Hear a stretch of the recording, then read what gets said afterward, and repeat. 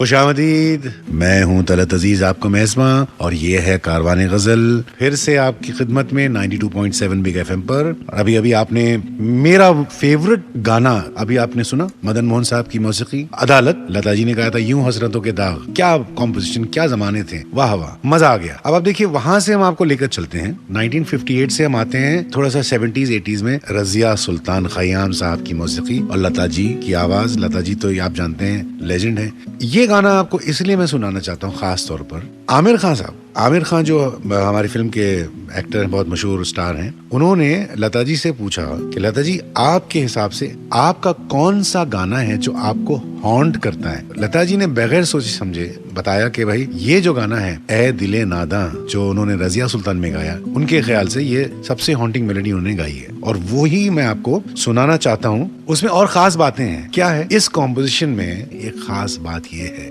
कि खयाम साहब ने खामोशी को एक इंटरल्यूड जैसा बनाकर इस्तेमाल किया। आप समझ रहे हैं?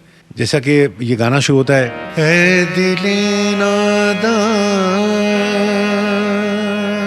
और साइलेंस है एकदम, और साइलेंस के बाद फिर आएगा ए दिले नादा, फिर साइलेंस। तो खामोशी का इस्तेमाल जो किया खयाम साहब ने, ये खास है। और इस पर एक मुझे बहुत खूबसूरत शेर खामोशी पर, शायर कहते हैं, ये शजी साहब हैं, ये हैदराबाद के जो निज़ाम थे उनके बेटे थे।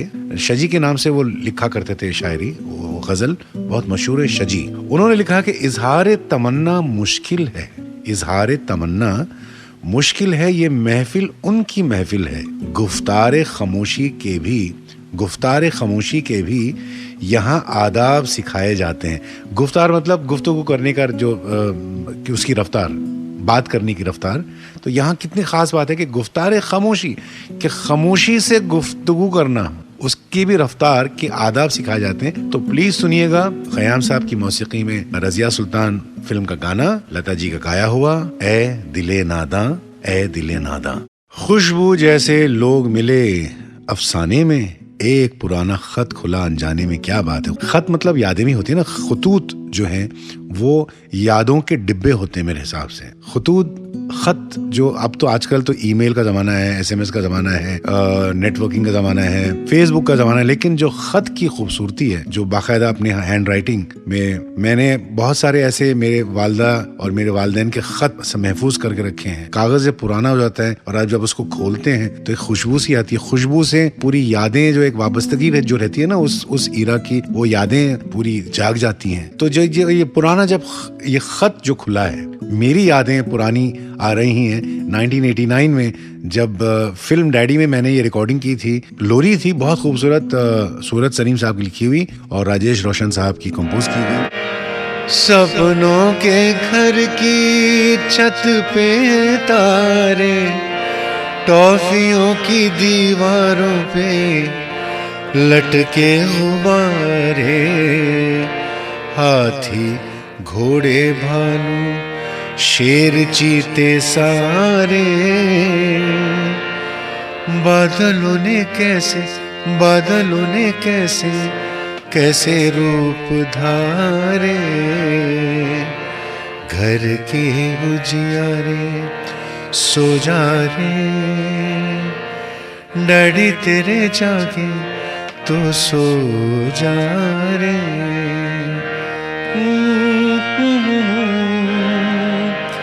ला ला ला ला ला ला ला ला ला ला ला ला ला। ये लोरी थी, बहुत लोगों ने सुनी। मेरे ख्याल काफी बच्चों ने ये लोरी सुनकर नींद की दुनिया में गए। It is one of my favourite songs. Madan Mohan साहब का कॉम्पोजिशन है और लता जी की आवाज आप सब जानते हैं, फेमस है, लेकिन जो कॉम्पोजिशन है, जिस तरीके से लता जी ने गाया, आई थिंक आउटस्टैंडिंग वर्क। तो ये गाना जो है, लग जा गले के फिर ये हंसी रात हो न हो, शायद फिर इस जन्म में मुलाकात हो न हो। इसमें एक हुक है, हुक समझते हैं आप? एक पुकार, उर्दू में लफ्ज़ है हुक, जो दिल से एक पुकार निकलती है ना, इश्क की, आशिक की तरफ, जो माशूक की तरफ जो एक हुक निकलती है, वो इसमें नजर आती है, सुनाई देती है, महसूस की जाती है। इसी नौयत का एक तकरीबन एक गजल है जो जगजीत साहब ने गाई है। मैं आपको उसका एक शेर सुनाना चाहूंगा, क्योंकि क्या होता है ना कि इश्क में एक इंसान मुब्तला है, लेकिन दूसरी तरफ से वो रेसिप्रोकेशन नहीं हो रहा है। क्या होता है, जो इश्क करता है वो तो रोक नहीं सकता अपने आप, तो वो इल्तिजा करता है, हुक निकलती है, पुकार निकलती है आशिक की तरफ। अब जैसा कि ये गजल है कतील शिवाई की, कहते हैं अपने होठों पर सजाना चाहता हूँ, अपने होठों पर सजाना चाहता हूँ, आ तुझे मैं गुनगुनाना चाहता हूँ। अब शायर कह रहे हैं, मतलब ये आशिक की बात है ना। अब ये देखिए, थक गया मैं करते करते याद तुझको, थक गया मैं करते करते याद तुझको, अब तुझे मैं याद आना चाहता हूँ। क्या बात है ना, थक गया मैं करते करते याद तुझको, अब तुझे मैं याद आना चाहता हूँ। मैं तो तुझे याद करता हूँ, लेकिन कभी तू मुझे भी तो याद कर। तो ये बात यही है, लग जा गले के फिर हंसी रात हो न हो। और अब आगे बढ़ते हैं, प्रोग्राम को आगे बढ़ाते हैं। मैं आपको दाग दहलवी के बारे में बताना चाहूंगा। Daagh Dehlvi was one of the classic poets, मतलब उस जमाने के। लेकिन दाग की बात यह है कि वो जो जबान इस्तेमाल करते थे, बहुत ही सीधी सादा, जो आज भी आम फहम जबान है। आम फहम मतलब एवरीबॉडी कैन अंडरस्टैंड।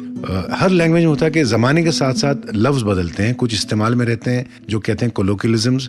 दाग का कलाम ऐसा है कि वो आज भी, उनकी अगर आप गजल पढ़ें तो ऐसा लगता है कि आज ही के दौर में लिखी गई हैं।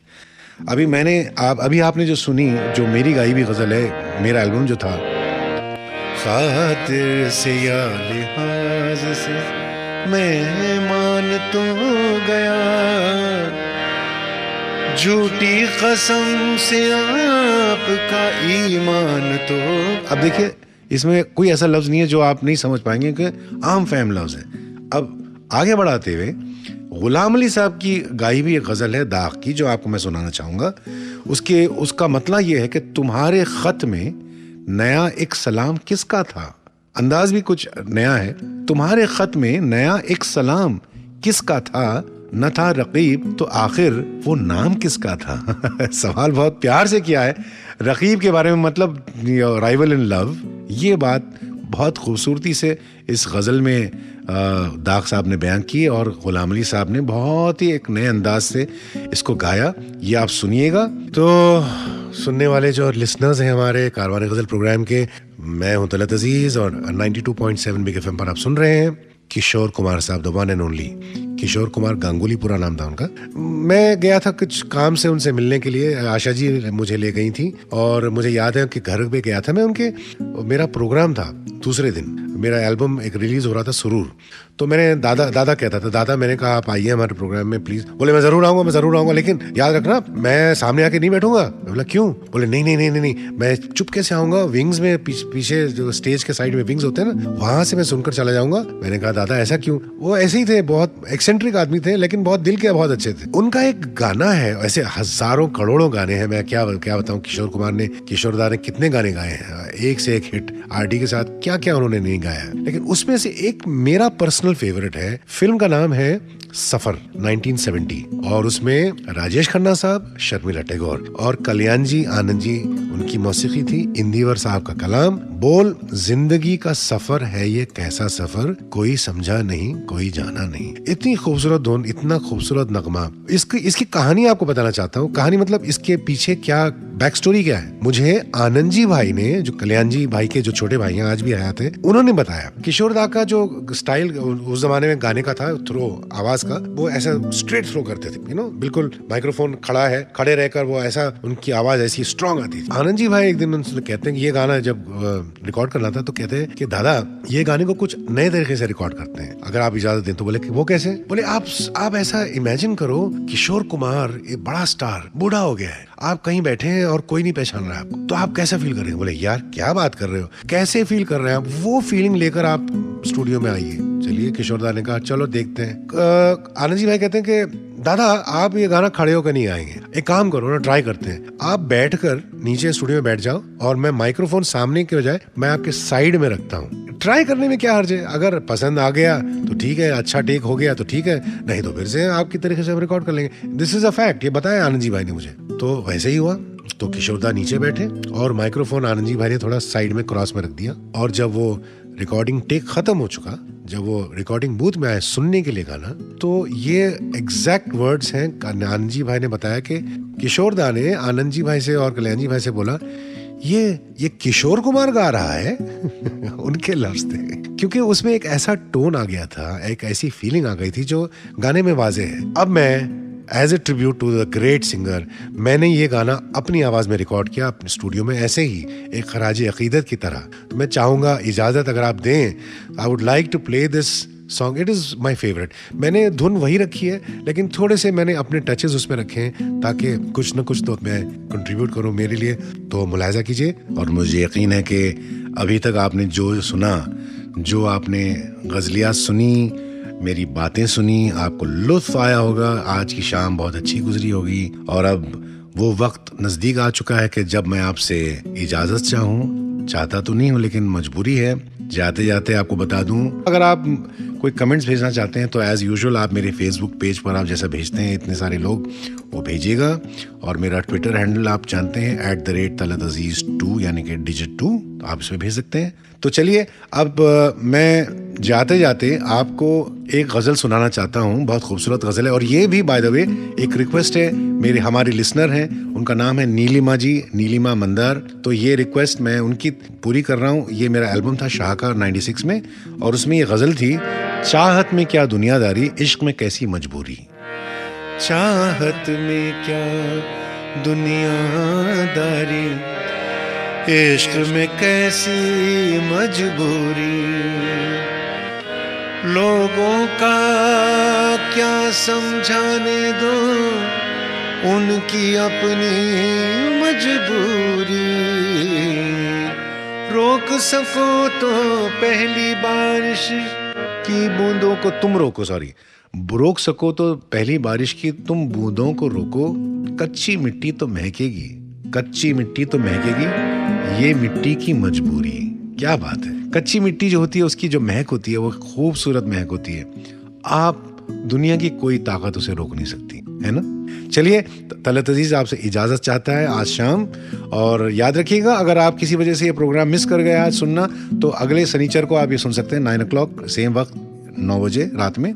इसका आप यही प्रोग्राम फिर से सुन सकते हैं। तब तक के लिए तलत अजीज आपसे इजाजत चाहता है, और आप सबको नमस्कार, शब खैर, खुदा हाफिज, good night, and have a very beautiful week.